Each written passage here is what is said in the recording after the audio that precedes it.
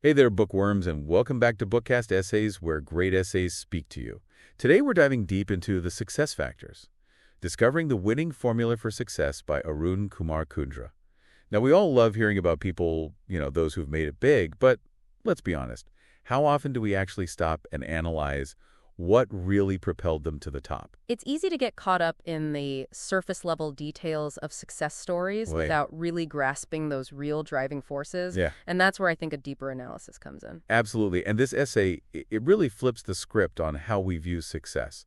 It starts with this really bold statement. Only failures are orphans, every success has many fathers. Now, that's a thought-provoking way to kick things off. What's the core message behind this quote? Well, it highlights a common pitfall. Okay. Our tendency to overemphasize the individual's role in success. We tend to glorify the achiever without acknowledging all those factors, the multitude of factors that contributed to their journey. So it's like focusing on the tip of the iceberg Yeah. without understanding that massive structure beneath the surface. Precisely. Yeah. It's about recognizing that success is rarely, if ever, a solo act. Right. And I think this essay really encourages us to look beyond an individual Okay. and uncover that complex interplay of forces that contribute to, any achievement. Okay, so let's unpack this idea further. The essay outlines 3 key factors that contribute to success. Extrinsic enablers, your abilities, and luck. Now, extrinsic enabler sounds a bit, academic. A little Can you bit. break that down for us? Sure. Imagine a seed trying to sprout. Okay. It needs fertile soil, sunlight, and water to thrive. Mhm. Similarly, individuals need a nurturing environment to reach their full potential. Ex- Extrinsic enablers are those external factors that can either support or hinder our progress. So it's like the ecosystem surrounding us. Exactly. It can make or break our efforts, even if we have all the right skills and motivation. Yeah. What are some examples of these extrinsic enablers? Think about your workplace culture. Is it collaborative, where people support each other? Mm-hmm. Or is it cutthroat and competitive, the quality of your team, the effectiveness of processes and policies, Right. even broader economic conditions or industry trends? All these play a significant role. It's like some people are swimming with the current Yes. while others are fighting against it. Exactly. And while you can't single-handedly change the economy or magically transform a toxic work environment, Right. you can make strategic choices to position yourself in environments that support your growth. It's about recognizing those external forces and navigating them wisely. Now let's address the elephant in the room, or maybe I should say the lucky rabbit's foot in the room. Luck. I'll admit I have my own little superstitions, but why does this essay place such an emphasis on luck? It feels so random, almost like a cop-out. I understand the skepticism. Yeah. It's tempting to dismiss luck as something entirely out of our control. Right. But ignoring its role can actually lead to poor decisions and a false sense of control. Okay. And this essay challenges us to acknowledge luck, not to diminish our efforts, but to understand its influence and learn how to leverage it. Leverage luck. That's an interesting concept. Think about those lucky breaks we often hear about. Right. Someone happens to be in the right place at the right time, and boom, their career takes off. But if we dig deeper, Yeah. we often find that preparation, hard work, and even previous setbacks played a crucial role in positioning them to capitalize on that chance encounter. That actually reminds me of a time when it seemed like pure luck at first. I was at a conference, just casually chatting with someone during a break, and they turned out to be looking for someone with my exact skill set. It felt like I had won the lottery. That's a perfect example. But think about it. You were at that conference because you had invested time and effort in developing your skills. Yeah. You were prepared to engage in conversation and showcase your expertise. Right. Even in that lucky encounter, your abilities and preparation were essential ingredients. Wow, you're right. It wasn't just blind luck. It was a combination of factors aligning. But are you suggesting that we can actually improve our luck? I mean, how do you influence something so seemingly random? Absolutely. It's not about wishing on a four-leaf clover. This essay outlines some strategies for increasing the odds of lucky encounters. Okay. For example, stepping outside your comfort zone exposes you to a wider range of opportunities. Mm-hmm. Building a strong network increases the chances of those serendipitous connections. Right. And cultivating a reputation for integrity means people are more likely to think of you when those opportunities arise. So we can't control when luck strikes, but we can make ourselves more receptive to it. Exactly. It's about putting yourself in the game, being prepared, and maximizing your chances of being in the right place at the right time. All right, this is really shifting my perspective on success. We've talked about these external forces, extrinsic enablers, and luck, that while not entirely within our control, can be influenced through awareness and strategic action. Welcome back to our deep dive into Arun Kumar Kundra's The Success Factors. Before we move on, it's worth reiterating the importance of carefully considering each of these concepts. Yeah. We want to avoid any misinterpretation, oversimplification, and instead, let's make a conscious effort to really grasp all those nuances and subtleties of each of these ideas. That's a great point. It's easy to skim the surface and miss the real depth of these concepts. Yeah. We need to be mindful and analytical as we unpack these ideas. So before the break, we were discussing how we can influence those external forces that shape our success. But what about the factors that are entirely within our control? Where do our personal abilities fit into this success equation? They're at the very heart of it. Okay. Your abilities, your skills, your knowledge, your mindset, your attitude, even your physical well-being collectively define your worth, the value you bring to any situation. Okay. And this is the one area where you have complete ownership. So it's not about some innate talent or genius that some people are just born with. It's about actively developing our skills and knowledge throughout our lives. Exactly. While natural aptitude might give some a head start, the real key is continuous learning and development. The essay challenges us to think of our current strengths not as trophies to be admired, but as tools to be sharpened and expanded. I love that. It's about constantly pushing beyond our comfort zones and refusing to let our existing skills become a ceiling on our potential. But with the sheer volume of information out there, how do we even begin to invest in ourselves? There are so many courses, books, podcasts, workshops. It's overwhelming. It can definitely feel like drinking from a fire hose. But here's the thing. It's not about blindly consuming information. It's about being strategic and aligning your learning with your goals. Ask yourself, what skills and knowledge do I need to reach my aspirations? Once you have that clarity, you can filter out all the noise and focus on the resources that will truly move the needle. So it's about creating a personalized learning roadmap. Yes. Focusing on those areas that will have the biggest impact on our journey. But let's be honest, sometimes the biggest barriers to growth aren't external, they're internal.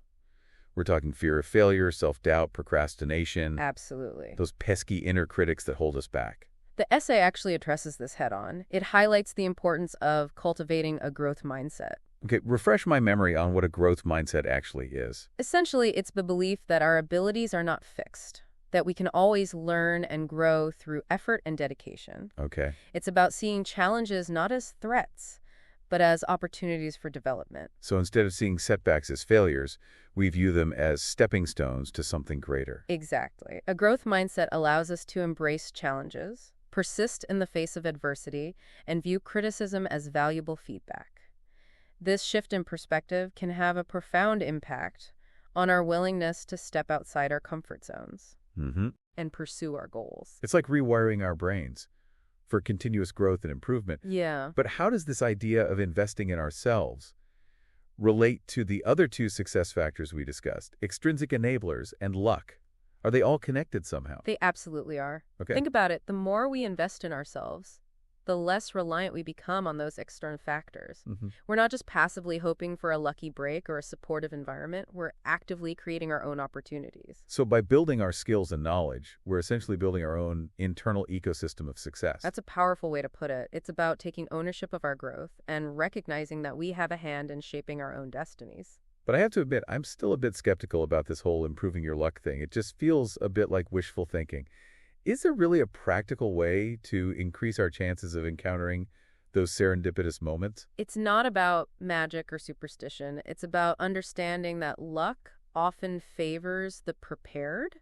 Think about it. The more we expand our network, the more people we connect with, who might have opportunities to share. The more we step outside our comfort zones, the more likely we are to stumble upon unexpected paths.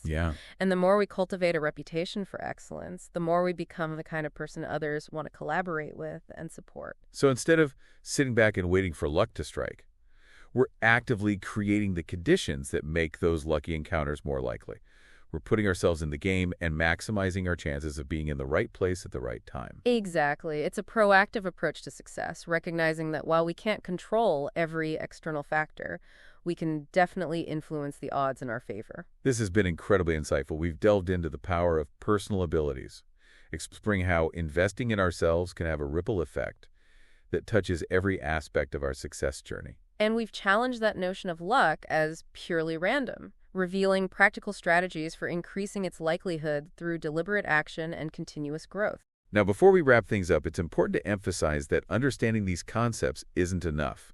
We need to translate them into action, into tangible steps we can take to move closer to our goals. That's where the rubber meets the road. It's about taking these principles and applying them to our own unique situations. Right. Crafting personalized strategies that leverage our strengths and address our specific challenges. And remember, there's no one-size-fits-all formula for success.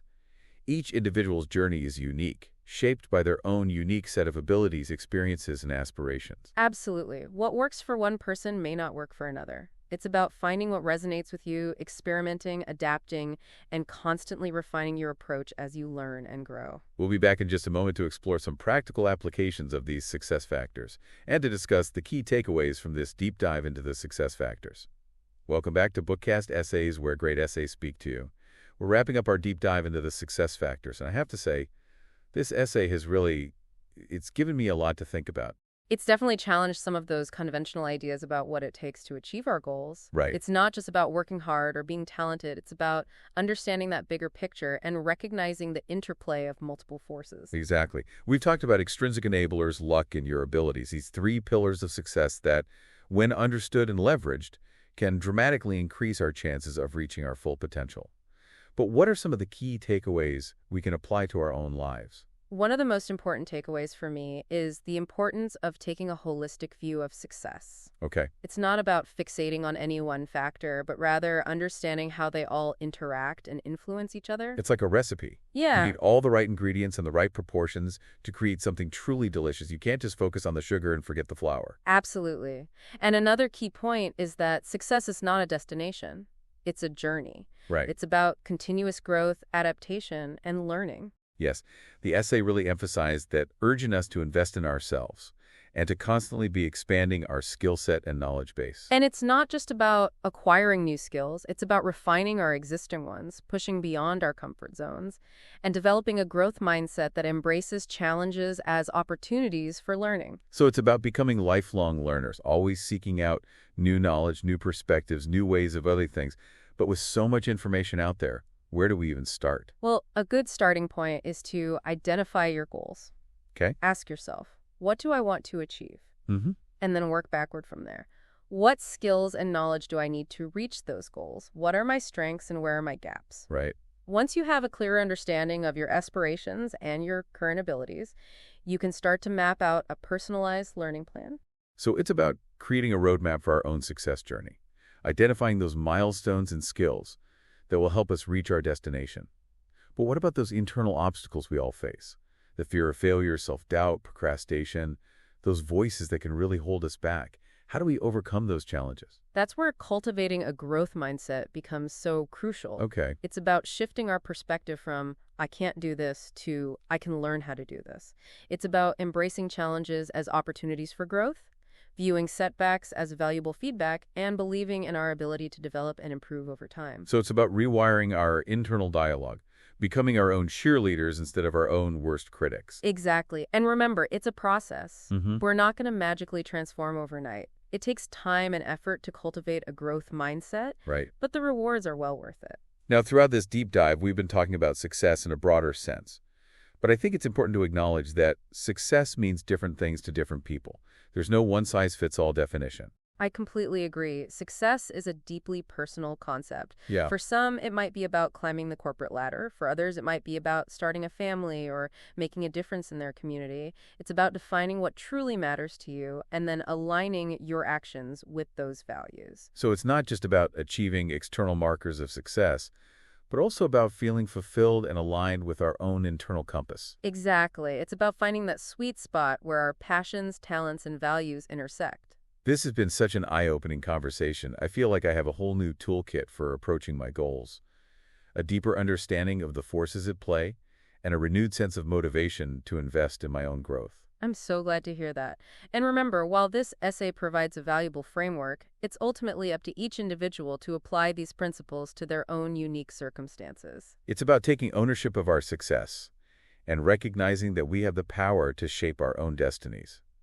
And if you're looking for a deeper dive into these ideas, we highly encourage you to check out the full essay. We've included a link in the show notes. It's well worth the read. Kundra offers some really thought-provoking insights that can truly shift your perspective on success. Well, folks, that wraps up our deep dive into the success factors here on BookCast Essays, where great essays speak to you. We hope you found this deep dive insightful and inspiring. Until next time, keep learning, keep growing, and keep striving for your full potential.